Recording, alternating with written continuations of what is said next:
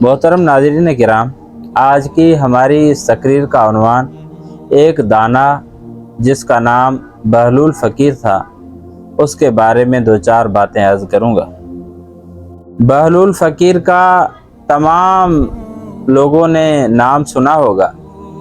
वो एक दाना किस्म के आदमी थे। अगरचे दिखने में वो एक सादा सूदा लगते थे और उनकी बातों से लोग ये समझते थे कि ये एक सादे सूदे लोग हैं, लेकिन वो एक बड़े हकीम और दाना आदमी थे। उसके दो चार वाक़े आप हज़रात के सामने ज़िक्र करूँगा कि अल्लाह तबारक व तआला ने उन्हें कितनी दानाई नसीब फरमाई थी। एक मर्तबा हारून रशीद और बीबी ज़ुबैदा एक साथ जा रहे थे तो देखा कि बहलूल फ़कीर मिट्टी के घर बना रहा है। तो हारून रशीद ने कहा कि क्या कर रहे हो फ़कीर? तो कहने लगा कि मैं जन्नत के घर बना रहा हूँ। तो हारून रशीद ने कहा कि कितने में दोगे? तो उसने कहा कि 1 दिरहम में दूंगा। तो बीबी ज़ुबैदा ने कहा कि चलो हम ले लेते हैं।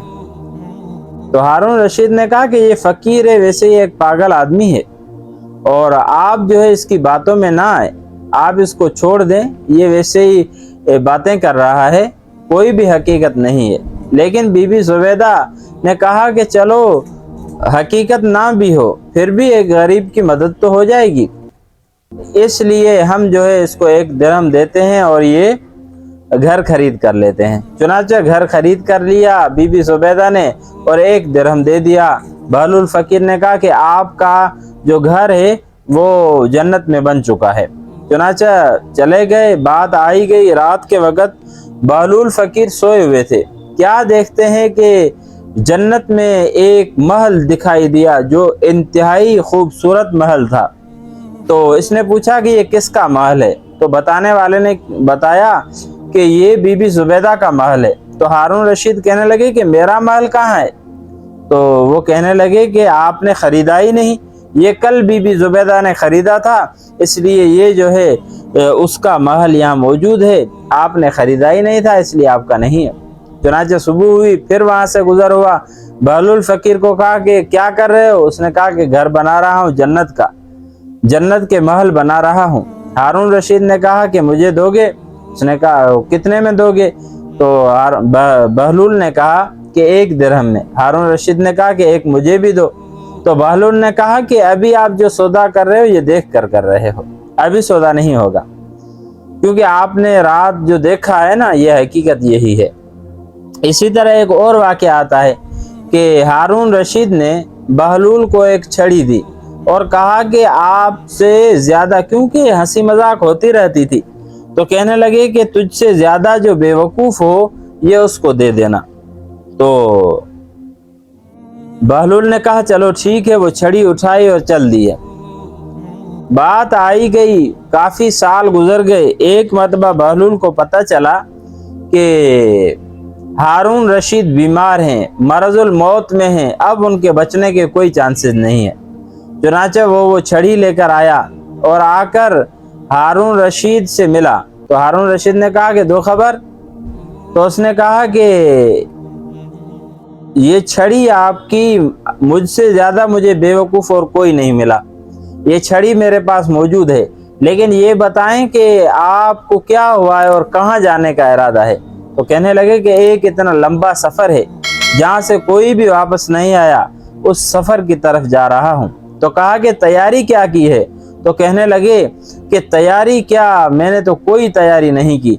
तो उसने कहा कि मुझसे ज़्यादा बेवकूफ़ आप हैं, क्योंकि दुनिया के जो मामूली सफ़र हुआ करते थे, आप उस सफ़र पे जाते थे तो सबसे पहले वहाँ फ़ौजें भेजते, बड़े बड़े इंतज़ामात करते, 1 दिन का सफ़र हो या 1 माह का सफ़र हो, इस तरह की आप तैयारियां करते। लेकिन ये हमेशा हमेशा का सफ़र है, जिस पर आप जा रहे हैं वहाँ जाने की आपने कोई तैयारी नहीं की। आप मुझसे ज़्यादा बेवकूफ़ हैं, इसलिए ये छड़ी आप रख लें। तो हारून रशीद ने कहा कि वाकई मैंने आपको गलत समझा, आप तो बड़े दाना हैं, मैं ही बेवकूफ़ हूँ कि इतने बड़े सफ़र पे जा रहा हूँ और मैंने अपने लिए किसी भी किस्म की कोई तैयारी नहीं की। इसी तरह एक और वाक़या आता है बहलूल फ़कीर का कि बहलूल फ़कीर ایک مرتبہ قبرستان میں بیٹھے ہوئے تھے۔ کسی نے پوچھا کہ اے بہلول قبرستان میں کیوں بیٹھے ہو؟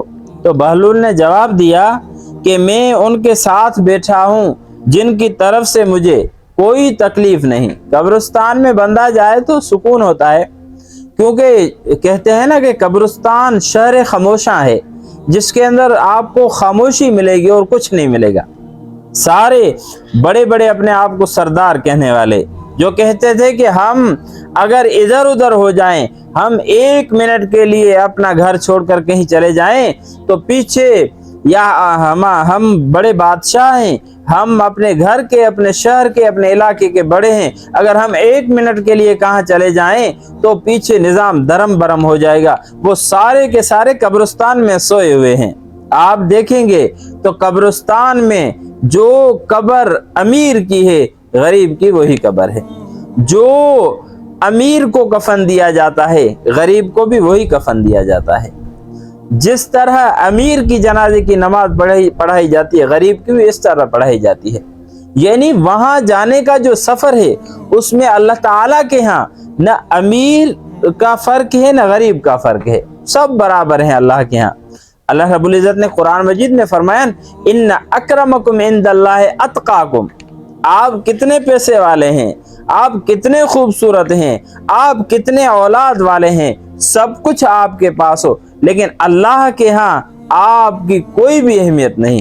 اللہ کے ہاں اہمیت اس کی ہے ان اکرمکم عند اللہ اتقاکم، اللہ کے ہاں سب سے زیادہ عزت والا، سب سے زیادہ احترام والا وہ اتقاکم، تم میں سے جو سب سے زیادہ متقی ہو، پرہیزگار ہو، اللہ تبارک و تعالیٰ کے ہاں اس کی ہی اہمیت ہے، وہی اللہ تبارک و تعالیٰ کے ہاں بڑی اہمیت والا ہے۔ تو بہلول کہنے لگے کہ ایسی جگہ پہ بیٹھا ہوں، ایسے لوگوں کے پاس بیٹھا ہوں کہ جن سے مجھے کسی بھی قسم کی کوئی تکلیف نہیں۔ دوسری بات، وہ الزام نہیں لگاتے۔ اگر وہاں آپ کے ساتھ بیٹھوں تو آپ کوئی نہ کوئی الزام لگا دیں گے، زندہ ہے تو ایک دوسرے پہ الزام بازی، پتہ نہیں کیا سے کیا۔ افسوس ہوتا ہے جب ہم دیکھتے ہیں کہ ہمارے خصوصاً اور لوگوں کی تو ہم بات نہیں کرتے، جو خواص میں ہیں الزام تراشیاں، الزام بازیاں، پتہ نہیں کیا سے کیا، اللہ رحم فرمائے۔ تو بہلول فقیر کہنے لگا کہ ایسے لوگوں کے پاس بیٹھا ہوں کہ جو الزام نہیں لگاتے، جو حسد نہیں کرتے۔ یہاں تو معمولی بات، ایک کے پاس اگر مثال کے طور پہ تھوڑا سا علم زیادہ آ جاتا ہے، تھوڑی سی عزت زیادہ ہو جاتی ہے، تھوڑا سا اس کا وقار زیادہ ہو جاتا ہے لوگوں میں، اس کی تھوڑی سطح بلند ہو جاتی ہے تو دوسرے اس سے حسد کرنے لگتے ہیں، جلنے لگتے ہیں، الزام تراشیاں، بہتان بازیاں، سب کچھ کرنے لگتے ہیں کہ کسی طرح ہم اس کی عزت جو اوپر چلی گئی اس کو نیچے لے کر آئیں۔ حالانکہ یہ انتہائی بری باتیں ہیں۔ اللہ تبارک و تعالیٰ نے قرآن مجید میں فرمایا کہ بہتان جو ہے، بہتان یہ ایک بڑا گناہ ہے، بہتان بازی بڑا گناہ ہے۔ بہتان ایک انسان کی آپ عزت کو مجروح کرتے ہیں۔ انسان کی عزت کے بارے میں اللہ کے حبیب صلی اللہ علیہ وسلم نے جب بیت اللہ کو چھوڑ رہے تھے تو بیت اللہ کو مخاطب کر کے فرمایا کہ مجھے آپ سے سب سے زیادہ محبت ہے، لیکن یاد رکھنا ایک مسلمان کا خون، ایک انسان کا خون مجھے تجھ سے زیادہ عزیز ہے۔ تو اتنی زیادہ اہمیت ہے، لیکن ہم پتہ نہیں کس ایک گرے پڑے معاشرے میں پیدا ہوئے ہیں، گرا پڑا معاشرہ ہمیں ملا ہے جس کے اندر اس طرح کی باتیں۔ اللہ تعالیٰ رحم فرمائے۔ تو وہ حسد نہیں کرتے، جھوٹ نہیں بولتے۔ ہمیں تو ہاضمہ ہی تب تک نہیں ہوتا جب تک ہم جھوٹ نہ بولیں، لیکن جب وہاں جائیں گے نا، وہاں نہ حسد چلے گا، نہ الزام بازی چلے گی، نہ جھوٹ چلے گا، نہ ایک دوسرے کو تانا دیتے ہیں، اسی طرح نہ خیانت کرتے ہیں، یعنی ان کے اندر کوئی بھی بات نہیں۔ دنیا کے لوگوں کے ساتھ بیٹھو تو وہ الزام تراشیاں جدا کرتے ہیں، حسد جدا کرتے ہیں، جھوٹ جدا بولتے ہیں، تانے جدا مارتے ہیں، اسی طرح تکلیف جدا دیتے ہیں۔ یہ ایسے لوگ ہیں جو بالکل خاموش ہیں، اس لیے میں یہاں بیٹھا ہوا ہوں۔